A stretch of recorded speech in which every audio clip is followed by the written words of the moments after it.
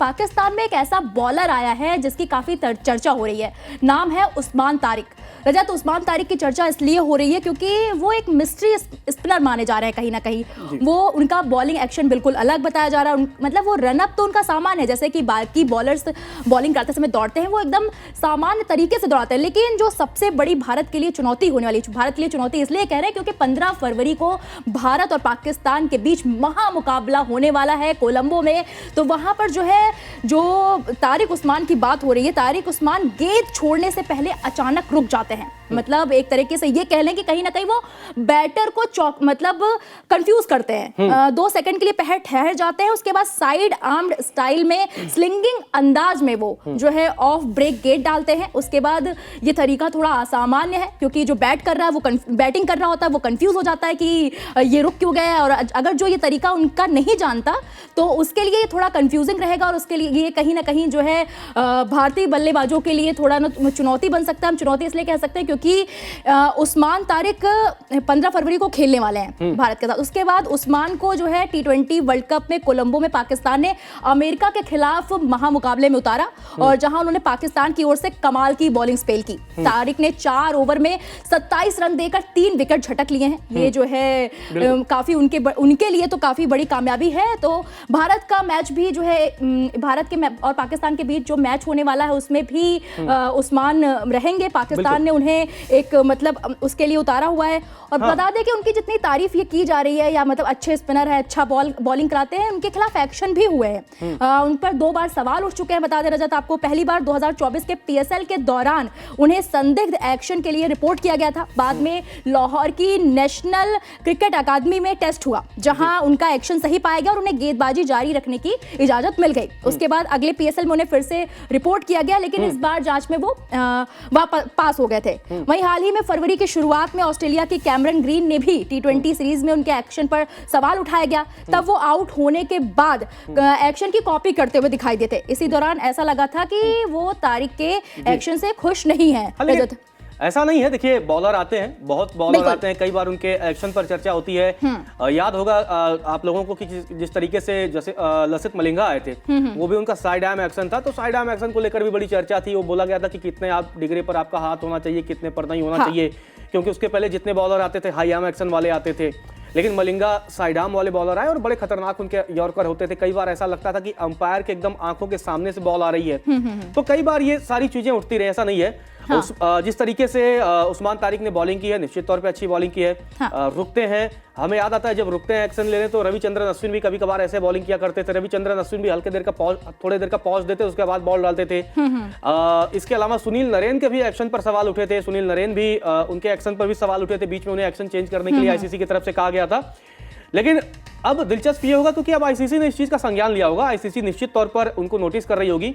लेकिन ये तो है कि उन्होंने USA के खिलाफ 4 ओवर में 27 रन देकर 3 विकेट लिए, निश्चित तौर पर।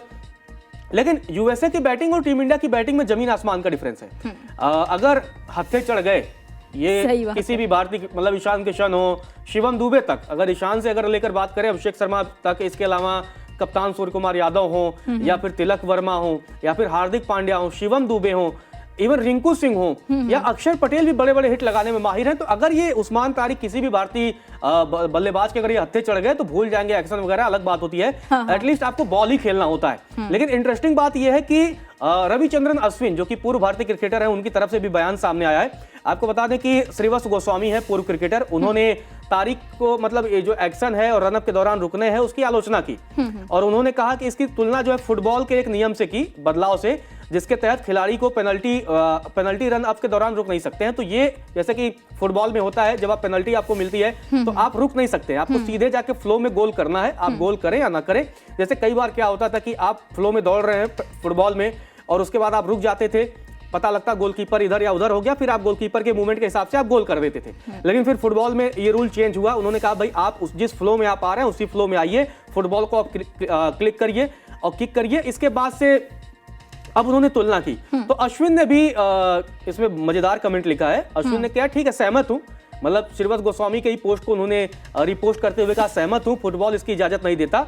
लेकिन साथ ही उन्होंने ये भी सवाल उठाया कि भाई गेंदबाजों और बल्लेबाजों में भेदभाव क्यों होता है? इस बात की अश्विन ने आलोचना की है। उन्होंने कहा कि जब एक बल्लेबाज एक तरफ से बैटिंग शुरू करने के बाद अंपायर या गेंदबाज को बताए बिना स्विच हिट या रिवर्स करने की इजाजत उसको मिल जाती है, तो ये पाबंदियां सिर्फ गेंदबाजों तक ही क्यों हैं? बिल्कुल सही। असल में गेंदबाज को अंपायर को बताए बिना जिस हाथ से वह गेंदबाजी करता है उसे बदलने की इजाजत नहीं है, उन्हें पहले वह नियम भी बदलना चाहिए। मतलब अश्विन तो ये भी कह रहे हैं कि अगर आप जो है क्योंकि वो ये भी कह रहे हैं कि भाई सिर्फ बल्लेबाजों के लिए ही मतलब छूट क्यों है, गेंदबाजों को छूट क्यों नहीं मिलती? क्यों जब बैट्समैन मतलब आजकल तो हो गया, ग्लेन मैक्सवेल समेत तमाम ऐसे प्लेयर हैं, कल के हम देख रहे टिम सेफर्ट वगैरह तमाम ऐसे प्लेयर हैं, इवन इंडिया में भी रिंकू सिंह हो या फिर हमारे इस तिलक वर्मा हो, ये लोग भी स्विच हिट करने में माहिर है। मतलब आप चाहे राइट हैंड से बैटिंग कर रहे हैं, पता लग रहा है आपने लेफ्ट हैंड होकर 6 मार दिया, तो कह रहे भाई जब उसको बदलने की इजाजत नहीं, मतलब उसको है छूट है, तो बॉलर को क्यों नहीं, क्यों बॉलर नहीं रुक सकता? साथ ही उन्होंने ये भी कहा कि असल में गेंदबाज को अंपायर को बताए बिना जिस हाथ से वो गेंदबाजी करता है उसे बदलने की इजाजत नहीं है। उन्हें भी पहले वो नियम बदलना चाहिए कि अगर किसी को दोनों हाथ से गेंदबाजी आए तो बिना अंपायर को बताए आप बाएं हाथ से आप बॉल लेके आ रहे हो, आप दाएं हाथ से अगर लेकर आ रहे हो आप बाएं हाथ से फेंक दो, मतलब वो कह रहे हैं इसकी भी इजाजत मिले। तो अश्विन जो है, अश्विन कहीं ना कहीं वो समर्थन करते हुए नजर आए हैं। हालांकि इसके बाद फिर अश्विन की आलोचना हुई है। इसके बाद फिर उन्होंने ये भी कहा है कि मैं इसे जितना हो सके साफ कर दूं। सबसे पहले उनके गेंदबाजी एक्शन के वैधता सिर्फ आईसीसी गेंदबाज एक्शन के जांच के केंद्र में की जा सकती है। दूसरा एक 15 डिग्री का नियम है जिसके तहत गेंदबाज को अपनी कोहनी सीधी रखनी होती है। कोहनी मतलब ये पार्ट होता है कि उसको आपको थोड़ी सीधी रखनी होती है। आप ऐसा मतलब उसका 15 डिग्री का एक एंगल है, उस एंगल के तहत ही आप गेंदबाजी कर सकते हैं। वो आईसीसी का बाकायदा नियम है। और ऑन फील्ड अंपायर ये तय नहीं कर सकता कि कोई गेंदबाज उस 15 डिग्री के अंदर गेंदबाजी कर रहा है या नहीं। मतलब कल को जब भी कभी भी सवाल उठेगा तो थर्ड अंपायर उस चीज को देखेगा। आप अगर शिकायत करेंगे फिर वो मामला आईसीसी तक जाएगा, उसके बाद से इस पूरे मसले फैसला लिया जाएगा।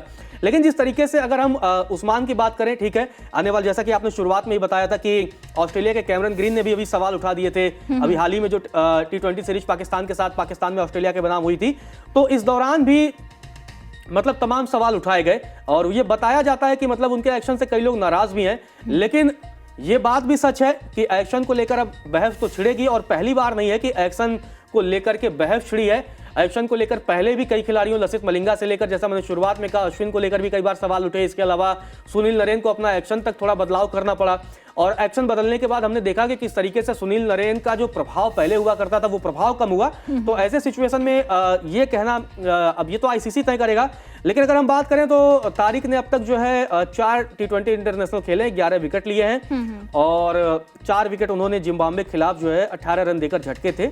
लेकिन अब जब भारत के खिलाफ वो आएंगे ना, तो भारत के खिलाफ दूध का दूध और पानी का पानी होगा, क्योंकि भारतीय टीम छोड़ने वाली टीम नहीं है। आप एक्शन में रुक कर आइए, आप फ्लो में करिए, बैट पर जिस दिन गेंद आएगी उस दिन तो भारतीय खिलाड़ी आपको बख्शने वाले नहीं है। और ये उस्मान तारिक को भी पता है। अगर आप 4 ओवर में 27 रन आपको यूएसए मार सकती है तकरीबन 8 की इकोनॉमी से, तो भारतीय टीम तो 10-12 की इकोनॉमी से इनको रन मार ही सकती है। दीपिका, बिल्कुल। भले ही उनके जो कप्तान है सलमान अली आगा, वो उनकी तारीफों में कसीदे पढ़ रहे हैं कि ट्रम्प कार्ड निकलेंगे ये तो, लेकिन देखा जाए तो भारत माइक पे जवाब नहीं देता है। भारत कहीं ना कहीं जो है मैदान में जवाब देता है, ये पाकिस्तान बखूबी जानता है।